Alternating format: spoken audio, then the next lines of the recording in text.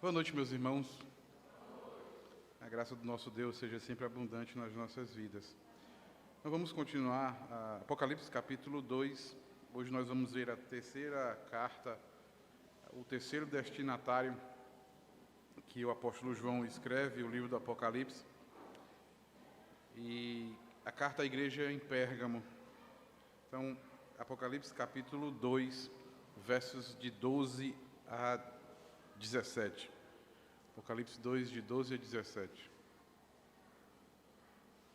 Só para lembrar os irmãos, daqueles que acompanham conosco, as cartas que estamos vendo são os 7 destinatários que recebem esse livro do Apocalipse, as 7 igrejas da Ásia Menor, e o apóstolo João, ao descrever a visão que ele tem daquilo que estava acontecendo, a razão pela qual estava acontecendo e aquilo que haveria de acontecer, ele escreve para essas 7 igrejas, escreve 7 cartas a essas 7 igrejas para que eles possam resistir, para que eles possam permanecer fiéis.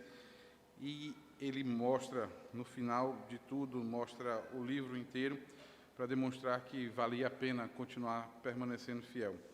Então, o apóstolo escreve a estas 7 igrejas, 7 cartas diferentes para que possa explicar para eles o porquê do livro estar sendo escrito, a razão do livro estar sendo escrito, e vai explicando e demonstrando algumas figuras de linguagens, algumas figuras que ele utiliza especificamente para que eles possam entender por que o livro é escrito e para quem que o livro é escrito. Então, a gente já caminhamos e já vimos que essas 7 igrejas não são 7 fases que a igreja do Senhor Jesus tem, ou 7 dispensações, mas que, na verdade, são igrejas verdadeiras, igrejas que existiram, como essa aqui estamos, e que, infelizmente, até por conta da própria perseguição, elas não existem mais. Então, hoje nós vamos à terceira carta à igreja em Pérgamo. O texto assim diz para nós: Ao anjo da igreja em Pérgamo escreve: Estas coisas diz aquele que tem a espada afiada de 2 gumes. Conheço o lugar que habitas, onde está o trono de Satanás, e que conservas o meu nome e não negaste a minha fé. Ainda nos dias de Antipas, minha testemunha, meu fiel, o qual foi morto entre vós, de onde Satanás habita. Tenho, todavia, contra ti algumas coisas, pois que tens aí os que sustentam a doutrina de Balaão, o qual ensinava a Balaque a armar ciladas diante dos filhos de Israel, para comerem coisas sacrificadas aos ídolos e praticarem a prostituição. Outros sim, também tu tens, os que da mesma forma sustentam a doutrina dos nicolaítas. Portanto, arrepende-te, e se não, venho a ti sem demora, e contra eles pelejarei com a espada da minha boca. Quem tem ouvidos, ouça o que o Espírito diz às igrejas. Ao vencedor, dar-lhe-ei o maná escondido, bem como lhe darei uma pedrinha branca, e sobre essa pedrinha é escrito um nome novo, o qual ninguém conhece, exceto aquele que o recebe. Deus grandioso, suplicamos tua graça nesse momento e, acima de tudo, tua misericórdia. Que tu, ó Deus eterno, edifique em nós um coração puro, renove o nosso espírito e faça dele inabalável. E que tu faça isso, Senhor, através da tua palavra nas nossas vidas. Ser conosco, guia-nos, Senhor, por esta igreja. Os alertas que tu deste a elas, que possam servir para nós. Os encorajamentos que tu deste a ela, que possam ser aplicados nas nossas vidas. E, acima de tudo, ó Deus, que a mensagem que tu mandaste a elas sejam para todos nós na noite de hoje. Bendizemos o teu nome, no nome do Senhor Jesus. Amém, Pai. Meus amados irmãos, Pérgamo era uma cidade de certa forma, muito afortunada. Não como Éfeso, por causa do comércio, não era uma cidade comercial, mas Pérgamo foi fundada pelos gregos ao pé de uma montanha de granito. Não só por conta de ser afortunada por conta da montanha de granito, mas o fato de ser cercada por uma colina, o fato de ser cercada por essa montanha de granito, fez com que ela servisse como se fosse uma cidade militar, como se fosse uma fortaleza. Pérgamo serviu aos seus, vamos dizer assim, aos seus donos, aqueles que a conquistaram, por várias e várias gerações, por vários e vários reinos, tanto os gregos no século III, quanto os romanos, depois, na época de Jesus, quando ela é escrita. Era uma cidade que existia estrategicamente como se fosse uma cidade militar. Se, por exemplo, no Brasil, nós temos várias cidades que têm esse propósito, Pérgamo era uma cidade que especificamente servia disso. Era a cidade, era a fortaleza, ela era impenetrável, ela era a cidade que você não tinha como passar por ela, porque justamente uma montanha de granito, ela protegia a cidade pelas suas costas, por trás, e pela frente ela tinha um poderio muito grande, uma barreira que era considerada intransponível.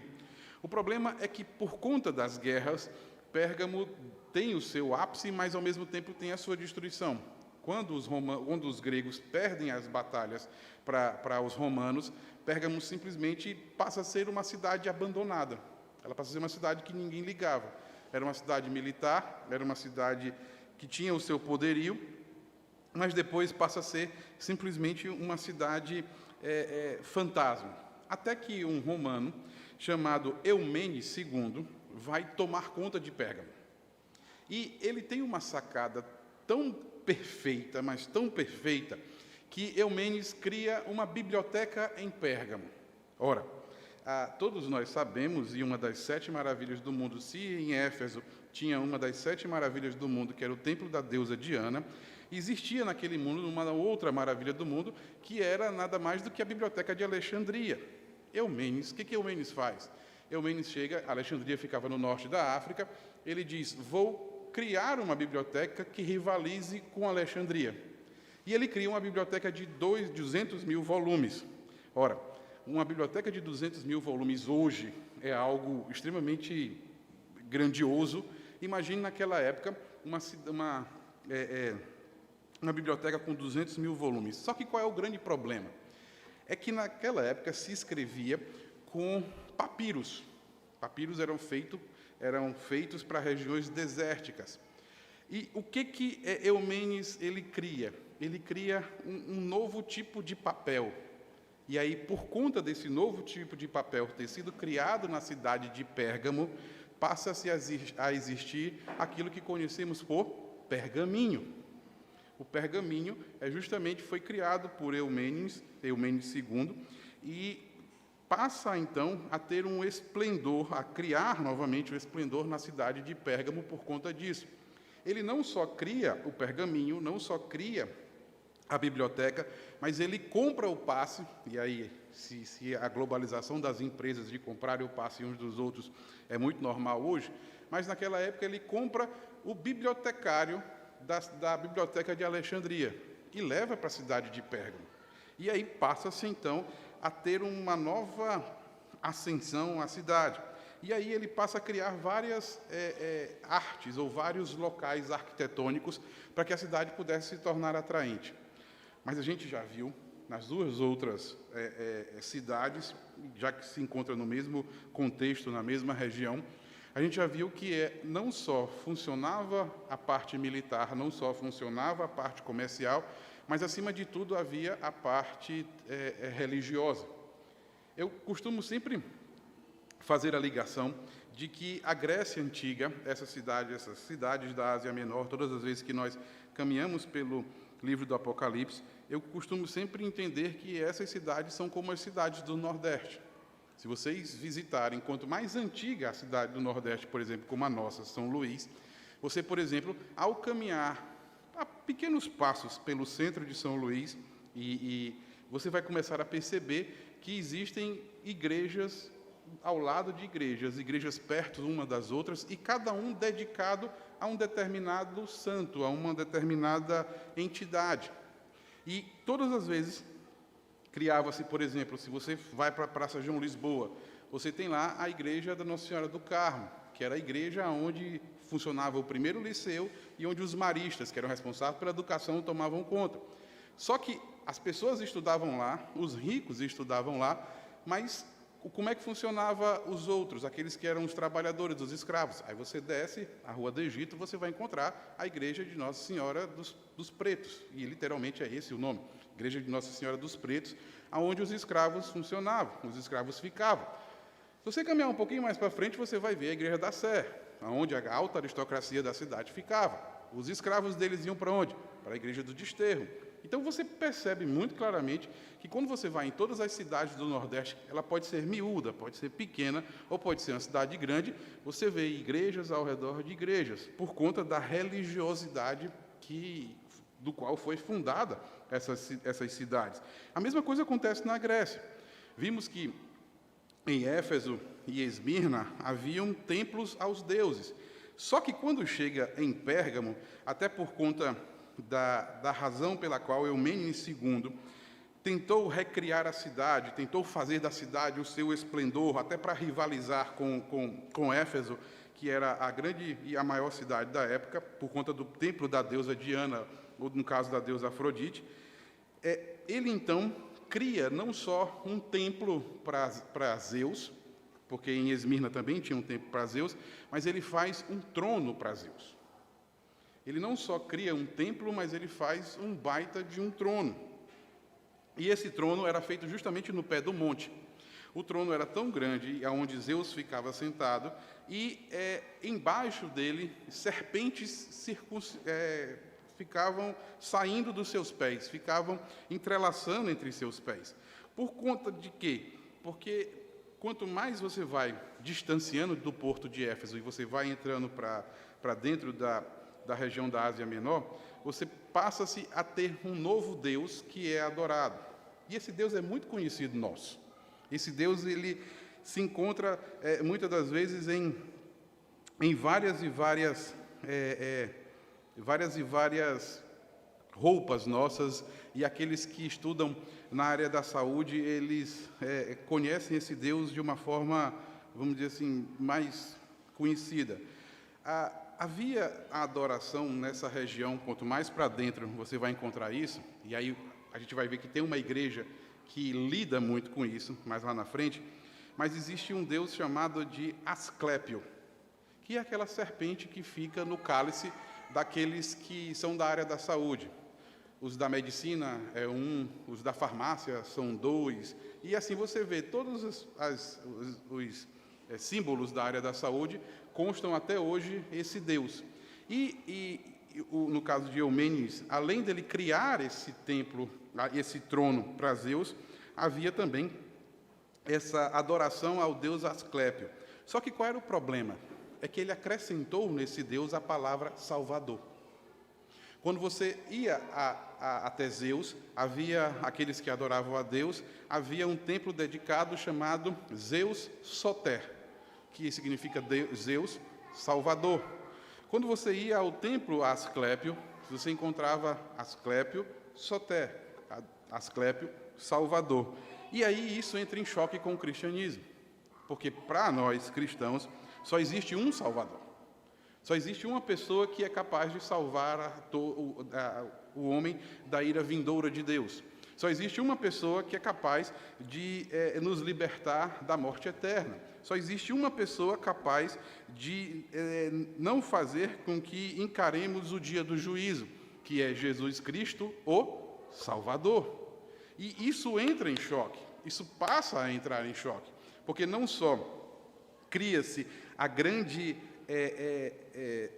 biblioteca de Pérgamo, não só cria-se a ideia do pergaminho, não só há um altar dedicado a Zeus, não só há o templo para adoração a Asclépio, e vem justamente por conta da perseguição de que quem não adorasse a esses deuses não devia simplesmente comprar, vender, ou era excluído de tudo isso. E aí é quando entra, então, o nosso texto, quando Jesus diz que estas coisas diz aquele a quem a espada afiada de dois, aquele que tem a espada afiada de dois gumes. Por que Jesus diz isso? É a forma dele tem de se identificar com a cidade. A espada de dois gumes, ela era o símbolo maior do Império Romano, do militarismo do Império Romano. A espada de 2 gumes, e ela tinha 2 gumes, não necessariamente porque cortava dos 2 lados, havia fio dos 2 lados, mas ela era chamada de espada de 2 gumes porque ela tinha o poder de matar e o poder de absorver. Então, a ideia da espada de 2 gumes, quando Jesus se apresenta à igreja como aquele que tem na sua mão a espada de 2 gumes, é de que ele tem na mão o poder que, vamos dizer assim, César tinha, que o imperador tinha, um poder maior, que era o poder de matar, de condenar, e o poder de absolver. E isso fica muito claro, muito nítido para nós em todos os discursos de Jesus, ou até mesmo em todas as partes apocalípticas que tem no Novo Testamento, de que Jesus vem para separar à sua direita as suas ovelhas e à sua esquerda aqueles que vão passar pelo julgamento, aqueles que vão ser julgados. Jesus simplesmente aponta para essa igreja dizendo: eu sei que essa igreja se está numa cidade de cunho militar, eu sei que a glória que essa igreja teve na época da antiguidade era da sua glória militar, eu sei de todas essas coisas e sei exatamente o que vocês têm passado. E ele diz que não só tem a espada de 2 gumes, mas de que ele sabe perfeitamente de que naquela cidade se encontra o trono de Satanás, que é, na verdade, uma alusão ao trono de Zeus, onde se encontrava o grande Deus, o Criador de todas as coisas, aquele que deveria ser adorado. E exatamente havia a perseguição, quando ele diz: conheço o lugar em que habitas, onde o trono de Satanás, onde está o trono de Satanás, e que conservas o meu nome e não negaste a minha fé. E aí ele vai explicar. O que traz para nós a particularidade de Pérgamo, diferentemente de todas as outras igrejas, é de que alguém morreu em Pérgamo, e alguém morreu por causa do nome de Cristo. Você percebe muito claramente, e ele diz isso, que há um senhor, uma pessoa chamada Antipas, e ele diz que Antipas era um mártir, era a testemunha dele, e era uma testemunha fiel, e que não só ele era uma testemunha de fiel, não só foi um mártir, mas foi morto por causa de Satanás. Vejam se vocês conseguem enxergar, olhem para a Bíblia de vocês, o verso de número 13. Veja como Jesus, através de João, ele constrói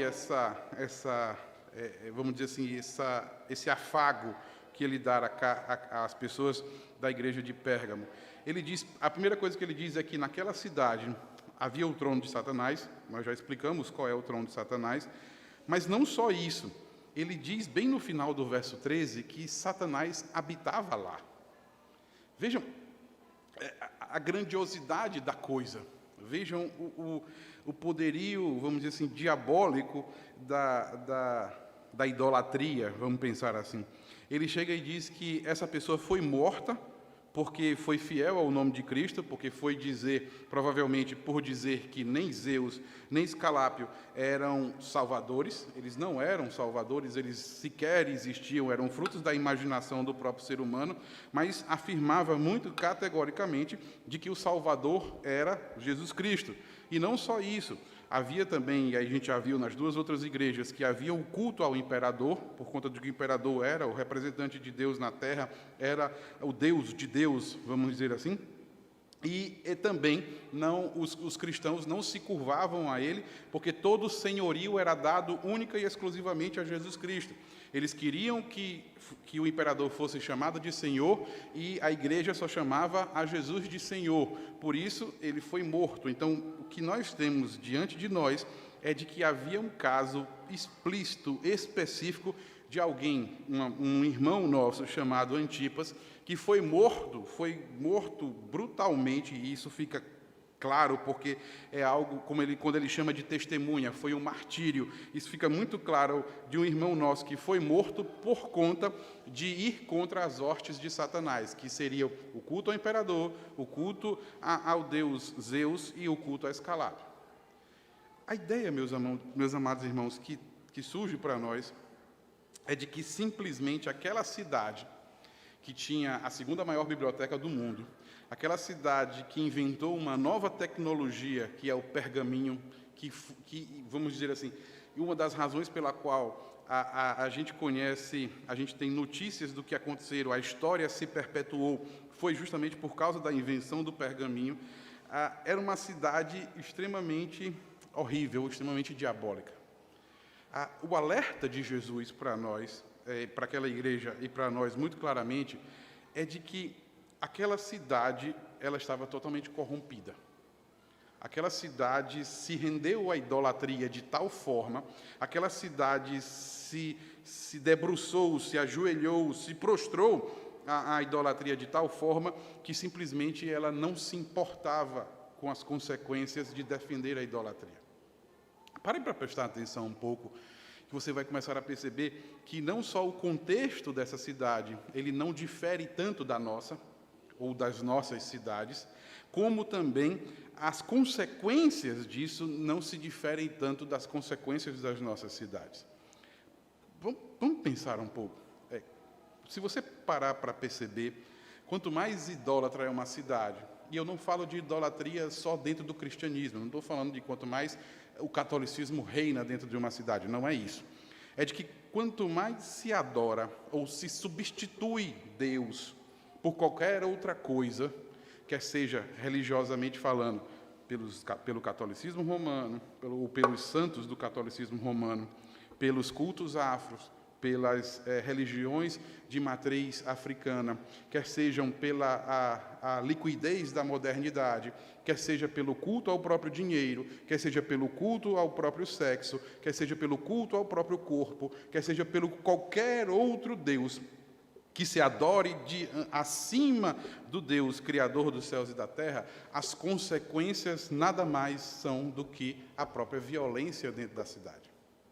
Quanto mais se afasta de Deus, mais a barbárie reina nas cidades. Quanto mais as igrejas se fecham, quanto mais as igrejas se excluem da vida das cidades, quanto mais as igrejas abandonam as cidades, quanto mais as igrejas se ensimesmam em si próprios e não influenciam nas suas cidades, maior a idolatria reina e maior a idolatria impera. E quanto mais a idolatria reina e a idolatria impera, mais a barbárie reina e a barbárie impera. Meus amados, a razão disso é muito simples. É porque todos nós somos depravadamente naturais, ou somos naturais depravados. Aquilo que nos faz ter um senso de civilização, aquilo que nos faz ter uma gota de civilização, é o fato de sermos criados à imagem e semelhança de Deus. Só que quanto mais nós abandonamos o nosso Criador, a imagem, e quanto mais nós nos distanciamos daquele que daquele que foi a matriz da nossa criação, mais a barbárie reina sobre nós. Mais a barbárie impera sobre nós. Eu não vou pedir para vocês fazerem um exercício. Não vou pedir para fazer esse exercício, até porque poucos de nós têm estômago para isso. Mas basta nós olharmos para as páginas policiais dos nossos jornais. Basta nós olharmos para os blogs e sites que existem por aí, e vocês vão perceber que quanto mais uma cidade abdica do estudo a Deus, quanto do relacionamento com Deus, mais a barbárie reina. Mata-se por 50 centavos, mata-se por R$1, mata-se porque olhou torto, mata-se por conta de traição, mata-se por heranças, mata-se por tudo, absolutamente tudo. E nos dias de hoje a coisa piora de tal forma, quando tenta-se, vamos dizer assim, a justificar a barbárie como sendo heróis da resistência. Quanto mais se abdica-se de Deus, quanto mais se impera a idolatria, quanto mais nós adoramos e substituímos a adoração ao único Deus Criador e passamos a adorar outras coisas, quer sejam a nós mesmos, quer sejam a qualquer outra pessoa, ou quer seja qualquer outra entidade, ou quer seja qualquer outra coisa, quanto mais nós fazemos isso, mais a barbárie reina nos lugares em que nós estamos. O alerta, o afago que Jesus dá à cidade de Pérgamo não é tão carinhoso assim. Jesus está dizendo que aquela cidade matou alguém que o servia, uma testemunha sua, mas vivia na barbárie porque simplesmente era uma cidade extremamente idólatra, era uma cidade em que abandonou a Cristo, abandonou a Deus e havia adorado outras coisas. Isso serve, meus amados irmãos, de reflexão para nós, nas nossas cidades, e não significa entender cidade como São Luís inteira, mas o que fazemos, quando trabalhamos, onde vivemos. Nós precisamos entender que, se não influenciarmos e se deixarmos nos influenciar, a barbárie há de reinar nas nossas vidas. Quanto mais distante de Deus, maior é a barbárie. Mas a igreja não era tão perfeita assim. Ela tinha as suas questões, e Deus vai dar um puxão de orelha na igreja. Ele chega e diz que, todavia, contra ti, algumas coisas, pois, tens aí que os sustentam a doutrina de Balaão, os que sustentam a doutrina de Balaão, os que ensinava a Balaque a armar ciladas diante dos filhos de Israel, para comerem coisas sacrificadas aos ídolos e praticarem a prostituição. Outros, sim, também tu tens os que da mesma forma sustentam a doutrina dos nicolaítas. São os mesmos que aparecem na igreja de Éfeso. Qual é o problema aqui? É que, por conta da barbárie, os cristãos tinham medo da barbárie. E aí passou a, vamos dizer assim, a surgir aqueles grupos, vamos chamar de medianos. Aqueles grupos que chegam e dizem, não é melhor nós irmos, vamos pensar, trazendo para o nordestino, né?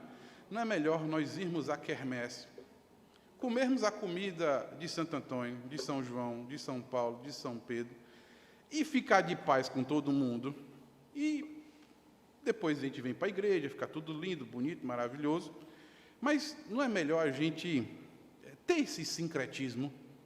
Não é melhor? É isso que Jesus está reclamando.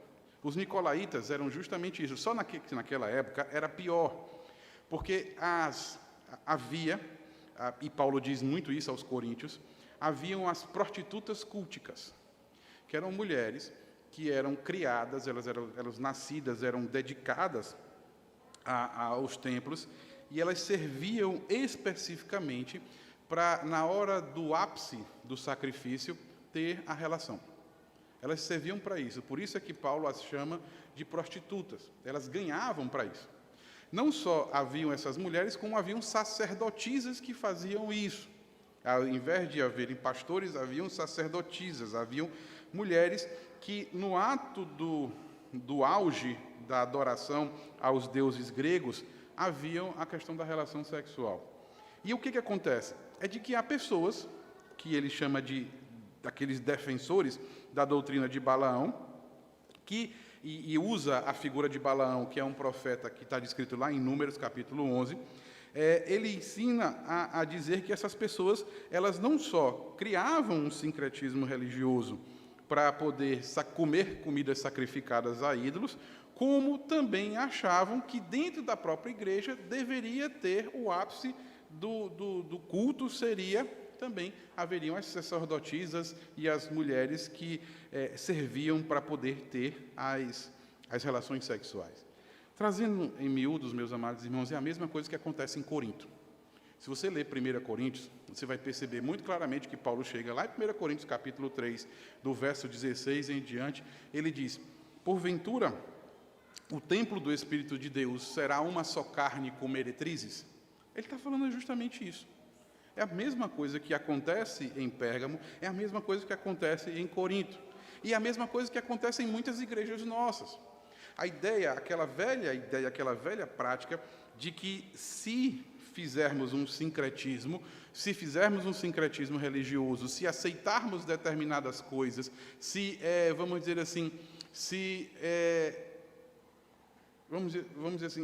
mudarmos e colocarmos elementos, vamos dizer assim, mais atraentes no nosso culto, nós poderemos atrair novas pessoas.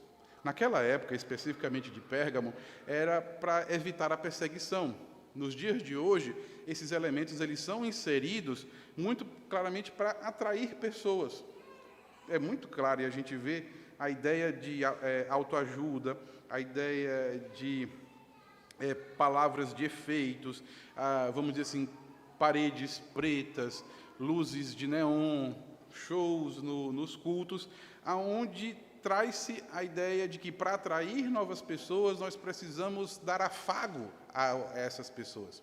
E as pessoas passam a vir à igreja muito mais pelo ambiente do que necessariamente por causa de Cristo. A mesma coisa era daquele jeito. Para tentar cessar a perseguição, como uma prática, ou como uma ferramenta de tentar cessar a perseguição, eles simplesmente diziam assim: por que a gente não come a comida? Por que a gente não vai na festa de Zeus e come a comida?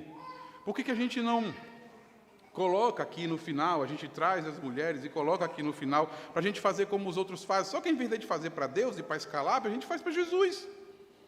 É a mesma coisa que acontece, as pessoas chegam e querem fazer a mesma coisa que faziam para os outros deuses e dizer que não, mas agora a gente está fazendo para Jesus. E o que Jesus exatamente está condenando é isso, porque ele está dizendo que são doutrinas de Balaão, que ensinava a Balaque a armar ciladas contra os filhos de Israel, e não só isso, são pessoas sincréticas como os nicolaítas. Jesus está dizendo que isso não pode acontecer. E aí, então, chega ao veredito. Jesus chega e diz: arrepende-te dessas doutrinas, dessas falsas doutrinas, senão eu venho sem demora e pelejarei com a espada da minha boca.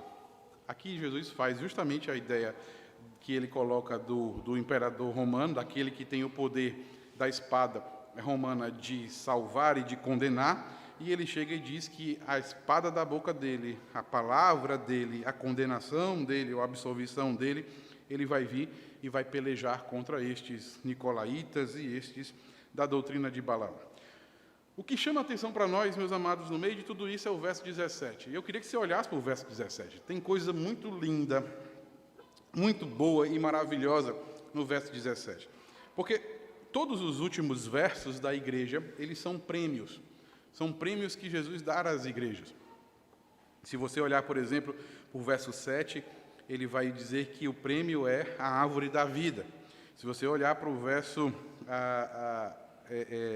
11, ele vai dizer que no verso 10, não só é a coroa da vida, como ao vencedor não será dada a segunda morte. Tudo isso a gente precisa entender, porque quando nós chegarmos lá no capítulo 21 e no capítulo 22, tudo isso aqui vai aparecer de novo. Porque esses são os prêmios. Justamente esses são os prêmios que aparecerão lá. E para que a gente entenda como é o novo céu e a nova terra, não tem rua de ouro, não tem cascata de rua de cristal, não tem nada disso não. É isso bem aqui que a gente precisa entender, para que a gente saiba quais são os prêmios que nos serão dados lá no capítulo 21 e no capítulo 22. Olha o que ele diz. Isso aqui, meus amados irmãos, eu espero que isso faça sentido para vocês como fez sentido para mim. Ele chega e diz: quem tem ouvidos, ouça o que o Espírito diz às igrejas. Ao vencedor, dar-lhe-ei do maná escondido, bem como lhe darei uma pedrinha branca, e sobre essa pedrinha escrito um novo nome, o qual ninguém conhece, exceto aquele que recebe. Ele diz para nós que são três prêmios que a igreja, os fiéis da igreja de Pérgamo haveriam de herdar: um maná, uma pedrinha branca e um novo nome. O que isso significa? Que prêmio é esse? Que coisas são essas? Meus amados irmãos, o maná são um alimento que Deus havia dado quando o povo sai do Egito e se alimentava todos os dias na caminhada. O povo não tinha como plantar, o povo não tinha como regar, o povo não tinha como colher, o povo não tinha como fazer nada. Deus mandava todos os dias, com exceção do sábado, mandava todos os dias o maná, a comida que descia do céu. Não me perguntem se a comida vinha crua, se vinha assada, se vinha cozida, eu não sei. Eu sei que eles comiam marchando no deserto. O que ele está tentando dizer? A primeira coisa é: não precisam se alimentar das comidas sacrificadas a ídolos, não precisam desse sincretismo religioso, não precisam de absolutamente nada disso. Por quê? Porque ao vencedor vocês vão comer do próprio alimento que desce do céu. O mesmo alimento que todos os dias derramava, todos os dias caía do céu, todos os dias era dado ao povo, e, pasmem, o povo não só se alimentava dele, mas o povo crescia, as suas vestes cresciam junto com o povo, as suas sandálias não se desgastavam, eles simplesmente se alimentavam desse maná, e o que Jesus está dizendo é de que assim como ele sustentou o povo no deserto com o maná, assim também ele há de nos dar e nos sustentar no dia do novo céu e da nova terra. Ele está dizendo, não precisam comer comidas sacrificadas a ídolos, não vale a pena, porque aquilo que espera vocês é o maná que desce do céu. Só que esse maná, meus amados irmãos, ele é um pouco diferente dos outros, porque esse maná se reporta às bodas do Cordeiro. Esse maná se reporta ao dia em que a igreja casará com Jesus Cristo, o dia da boda. Esse maná do qual ele se referencia para nós é um maná diferente. E fica muito clara a diferença quando ele diz que esse maná é escondido. Esse maná é peculiar. Não é literalmente cai do céu para todo mundo ver. Há uma peculiaridade nesse maná que é única e exclusivamente para aqueles que são fiéis, para aqueles que permanecem fiéis. A segunda coisa que ele diz é uma pedrinha branca. Por que existe essa pedrinha branca? Porque Números capítulo 11, verso 7, vai dizer para nós que o maná era semelhante ao bidélio. Bidélio é uma pedrinha branca. E que o maná, ao cair, ele era semelhante a essa pedra branca. E essa pedra branca, ela não só se reporta, não só tem a ligação com o maná, mas ela traz o aspecto de justiça. A ideia do branco, e esse branco a gente vai ver ao longo do livro do Apocalipse, as vestes brancas de Cristo, as vestes brancas dos santos, as vestes, sempre que aparecer a ideia do branco, é a ideia de justiça. Então, traz para nós a ideia de que este maná não será contaminado, até também porque nós não seremos contaminados. Isso fica muito claro, porque é nessa pedrinha branca que está escrito um novo nome. E esse novo nome, meus amados irmãos, nada mais é do que o nome que nós receberemos quando casarmos com o Cordeiro. Quando Jesus voltar, o novo céu e a nova terra tiverem sido restauradas, nós teremos o corpo incorruptível e simplesmente tudo há de ser feito. Olha o que Lucas capítulo 10, verso 22 diz para nós. Jesus dizendo, tudo me foi entregue por meu Pai. Ninguém sabe quem é o Filho, senão o Pai. E também ninguém sabe quem é o Pai, senão o Filho e aquele a quem o Filho o quiser revelar. É a mesma coisa que acontece aqui. Aqueles que são salvos, aqueles que todos nós, oxalá queira Deus que todos nós sejamos salvos, nós não só haveremos de ser bem alimentados, não só haveremos de ser limpos como a pedra branca, mas haveremos de ter um novo nome, haveremos de ser diferentes, haveremos de ser incorruptíveis. Só que especificamente, meus amados irmãos, só há de receber isso aqueles que serão achados fiéis.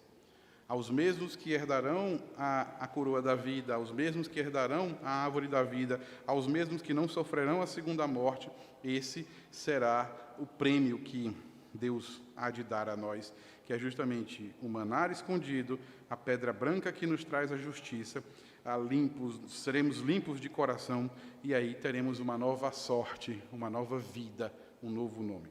Bom, disto posto isso, o que a gente pode trazer para nós na noite de hoje? Há duas lições bem simples que eu quero que vocês guardem, ruminem e possam guardar nos vossos corações. A primeira delas, meus amados irmãos, é de que nós não podemos, é a advertência que Jesus dá para nós. Nós não podemos abdicar da nossa cidade. Nós não podemos fazer isso. Nós não podemos nos ensimesmar, nos fechar, nos trancar e achar que, pelo fato de já sermos salvos, que o resto que se dane, o resto que se vire. Nós não podemos fazer isso. Não é essa a razão pela qual o Senhor nos mantém ainda nessa velha terra, nesse velho sol e nessa velha terra. Não é essa a razão. O problema da igreja de Pérgamo nada mais é do que simplesmente, por conta da perseguição, por conta da dificuldade que eles tinham de poder comprar, de poder fazer negócios, de poder viver de uma certa forma, por não adorar a Zeus e não adorar a Escalápio, por conta de tudo isso, eles então simplesmente abandonaram a cidade. Largaram a cidade de mão. Não influenciavam mais na cidade. Não deixavam, não pregavam mais que Jesus Cristo era o Salvador, que Jesus Cristo era o Senhor por conta do culto ao imperador, que Jesus Cristo era o Senhor e Salvador por conta de Zeus e de Escalápio. Eles simplesmente abdicaram de tudo isso. E não só isso, aqueles que precisavam do culto, precisavam ter negócios com os outros, ao invés deles pregarem o Evangelho para os outros, ao invés deles falarem de Jesus Cristo para os outros, não, eles tentaram mudar a igreja para se adequar aos outros. E meus amados irmãos, aquilo que Jesus traz para nós é de que nós não podemos abdicar do lugar onde vivemos. Mesmo que o lugar onde vivemos possa ser chamado de o trono de Satanás, e ele vai até além disso, o lugar onde Satanás habita, mesmo que seja tão ruim, nós não podemos abdicar da cidade em que vivemos. Nós não podemos achar que nós não somos luz.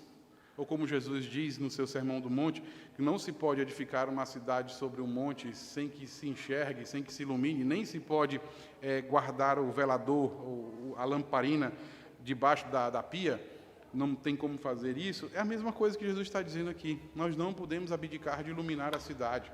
Porque o trono de Satanás foi construído naquele lugar porque a igreja abdicou de iluminar a cidade. Agora falhou. Vamos lá, vamos voltar. O trono de Satanás foi colocado naquele lugar porque a igreja abdicou de iluminar a cidade. A perseguição, ela existe porque a igreja abdicou de iluminar a cidade. E como a gente viu na igreja de Esmirna, a perseguição faz parte do processo que nós temos de purificação. Então, não podemos nos trancar, em si mesmar e nos fechar e achar e dizer, não, o mundo é mau, o mundo não presta, como eu já vou para o céu, o resto que se exploda. Nós não podemos fazer isso, porque a nossa tarefa é iluminar, é para isso que fomos salvos, é por isso que quando nós somos salvos, Deus não nos leva para o céu, porque carecemos de nós iluminarmos o lugar onde vivemos. A segunda lição que o texto nos ensina, meus amados irmãos, é a esperança do recomeço. Eu sei que todos nós, e aí existe até o grande ditado que diz que todo mundo merece uma segunda chance, todas as pessoas merecem uma segunda chance, não é especificamente esse caso aqui, mas é que o prêmio que Jesus promete a essa igreja, ele é, vamos dizer assim, ele é tão bom, mas tão bom, mas tão bom, que vale a pena a gente lutar. Ele chega e diz assim, não tenham medo de passarem fome, porque vocês não podem ter comércios com os outros, porque vocês não adoram a Zeus, nem a Escalápio, nem o imperador. Não tenham medo disso, porque o que está guardado para vocês é melhor do que o maná do deserto. Vai além do maná do deserto. Esse maná, ele é peculiar, ele chama de maná escondido, está guardado para isso. Ele foi feito especificamente para isso. Não é nada igual. E é como se você pensasse assim, qual é a melhor comida que você gosta? Pense na melhor comida que você gosta e pense na melhor forma que foi feita a comida que você mais gosta. O maná é melhor do que isso. Então, por exemplo, é só pensar assim, em mocotó, e um mocotó bem feito. Esse sou eu. Meu maná que vem é um mocotó. E esse maná é melhor do que o melhor mocotó que eu já comi na minha vida. É isso que Jesus está dizendo. Você não precisa temer aquilo que você vai comer ou vai deixar de comer. Porque a comida que está guardada especificamente para isso, ela é prometida para aqueles que permanecem fiéis. Ele vai um pouco mais além. Não tenham medo da justiça falsa dos homens.